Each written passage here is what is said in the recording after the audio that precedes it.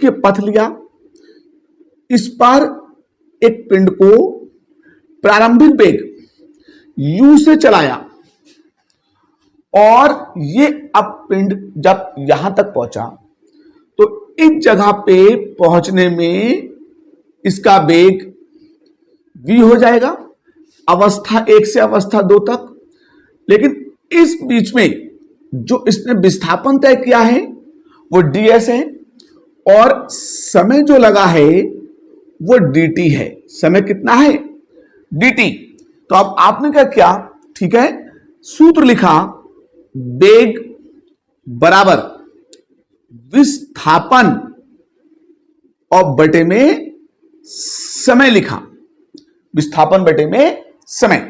वेग की जगह पे v, विस्थापन की जगह पर ds और समय की जगह पे dt। लेकिन पिछले समीकरण में पहला समीकरण जो सिद्ध किया है वो v बराबर u प्लस at होता है। आप v के मान को यहां रखिए तो u प्लस at बराबर ds अपॉन dt हो जाएगा। अब आपने इसको ब्रैकेट में बंद कर लिया और ds, ठीक है, अलग करके dt की गुणा इससे कर दी, तो ds को आपने अलग कर लिया और u प्लस at की गुणा dt से कर दी।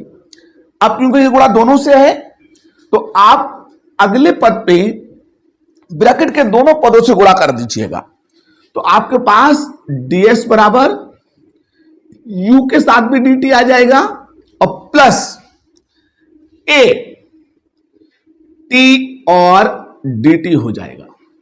इसके बाद इसे आप समीकरण 1 मान के इसका समाकलन कर दीजिएगा। समाकलन करने पर, और समाकलन करना बहुत आसान काम है, इंटीग्रेशन का निशान लगाइए, ds, u को छोड़ के इंटीग्रेशन का निशान dt, अब प्लस a को बाहर निकालिए और इंटीग्रेशन का निशान t और dt हो जाएगा। अब इस t पे घात कितनी है? 1। अब आपने क्या किया, ठीक है, ds का तो s लिखा, u ऐसा ही, और t का ब्रैकेट में t लिखा dt का, और प्लस a ऐसे लिखा, ब्रैकेट में 1 अपॉन में 1 प्लस 1 ये आ गया और t की घात 1 प्लस 1 आ जाएगा। तो इस तरह से s बराबर ut प्लस 1 बटा में 1 और 1 2 हाफ a हो गया और t की घात 1 और 1 2 हो जाएगा, तो वो a t स्क्वायर हो जाएगा। तो आप इस तरह से क्या करेंगे, रेखीय गति कर रहे किसी पिंड के, ठीक है, द्वितीय समीकरण की स्थापना समाकलन विधि से करेंगे। बहुत आसान और बहुत साधारण सा तरीका है रेखीय गति से, ठीक है, रेखीय गति के दूसरे समीकरण की समाकलन विधि से स्थापना करना।